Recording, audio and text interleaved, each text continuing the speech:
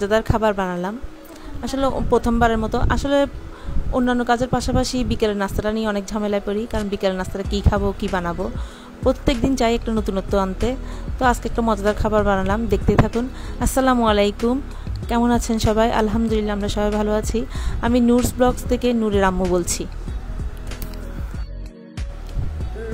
সকালবেলা ঘুম থেকে উঠে আসলে গাছে পানি দিয়ে অন্যান্য কাজগুলো করে নাস্তা করে তারপর আমি চলে গেলাম ছাদে।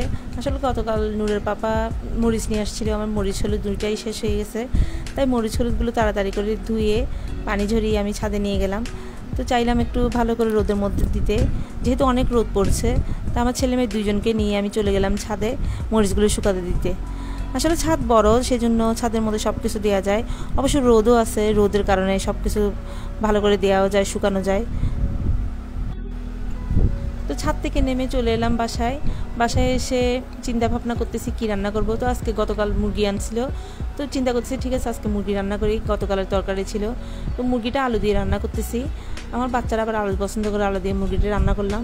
তো এর পাশাপাশি আমি একটা স্পেশাল খাবারের কথা আপনাদেরকে বলছি শুরুতেই, তো সেটা হচ্ছে মোমো। তো মোমো আমি কোনোদিন বানাইনি, এমনিতে খাইছি। তো আমার ছেলেমেয়েরা দুজনেই বললো মা আজকে মোমো বানাও।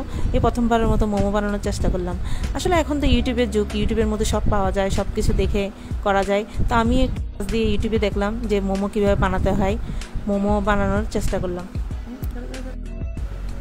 তো এখানে মোমো বানানোর জন্য আমি সব কিছু ঠিকঠাক করে নিছি। প্রথমে একটু পেঁয়াজটা কুচি করে নিলাম। আর মুরগি যেহেতু আনছে, মুরগির বুকের মাংস আমি ছোটো ছোটো দুইটা বুকের মাংস রেখে দিয়েছিলাম। বুকের মাংসগুলো কুচি করে একটু সব কিছু কিমা করে রেখে দিছি। তো এর মধ্যে আবার আমার রুটি বানানোর পালাও চলে আসছে, কারণ যেহেতু আমি 15 দিনের রুটি আসলে বানাই রাখি, তো রুটিও শেষ হয়ে গেছিলো। তো রুটি বানানোর পাশাপাশি মোমো বানানোর চেষ্টা করতেছি। ওই চেষ্টাকে আমি আসলে বানাই ফেলছি।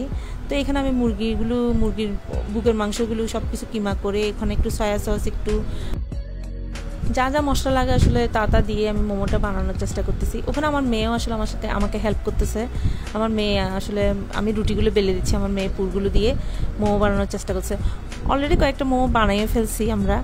তো আমি আবার মাঝখানে কী করলাম, আমার রুটি বানানোর প্রসেসটা করলাম, রুটি বানাচ্ছি।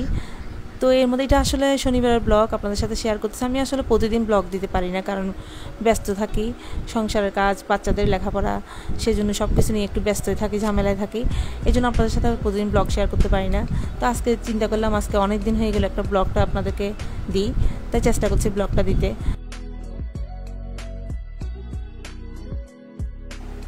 মরিচটা আসলে আমি বাইরে থেকে কিনি না, গুঁড়া মরিচটা আমি চাই একটু গোটা মরিচ কিনে বাইরে শুকাইয়ে গুঁড়া করে খাইতে, কারণ আসলে বাইরের মরিচ যে কোনো ব্র্যান্ডের হোক আমার ভালো লাগে না, তাই খাই না। তো যতই কষ্ট হোক নিজে মরিচ কিনে নিজে গুঁড়ো করে ওটা খাওয়ার চেষ্টা করি। আসলে যতটা সম্ভব আমি স্বাস্থ্যসম্মত থাকার চেষ্টা করি। আচ্ছা যাই হোক, আমার মেয়ে আসলে ক্লাস 7-এ পড়ে। আসলে ওদের নতুন কারিকুলামের মধ্যে আসলে এক এক ধরনের এক কাজ থাকে। আজকে এই কাজ, কালকে ওই কাজ। আসলে গত সপ্তাহে ছিল ওর প্র্যাকটিক্যালের মধ্যে ছিল ওর পিঠা বানানো।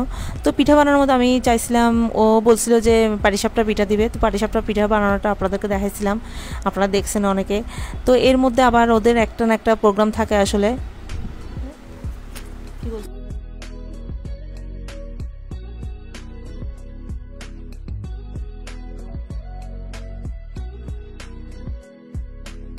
এটা আমার মোমো বানানো শেষ। আসলে মোমোগুলো কেমন হয়েছে জানি না, যতটুকু পাচ্ছি আসলে শেপটা করার জন্য। আমার মেয়ে এখানে অনেক বানাইছে আসলে প্রথমবারের মতো। তো আমার মেয়ের উৎসাহ ছিল বানানোর। আমার মেয়েকে বলতেছে আসলে তুমিও করো। তো আমি আমার মেয়েকে আসলে বাধা দিই না, যেটাই করুক আমার সাথে কাজে হাত লাগাই, তাই আমিও চেষ্টা করি আমার সাথে করুক, আমি আসলে বাধা দিই না। তো আমার সাথে ও আসলে মোমোগুলো বানিয়ে নিল। এই ফাঁকে আমি মাঝখানে আবার আমার রুটিগুলো বানিয়ে নিলাম। তো যাই হোক, আমার ভিডিওটা যদি ভালো লাগে আমাকে লাইক দিবেন, একটা ফলো করবেন, আমার পাশে থাকবেন, আমার পাশে আপনারা থাকবেন আমার বিশ্বাস। তো আজকের মতো এখানেই শেষ করছি ব্লগটা। সবাই আমার জন্য দোয়া করবেন, আপনার জন্য দোয়া রইল। আসসালামু আলাইকুম, আল্লাহ হাফেজ।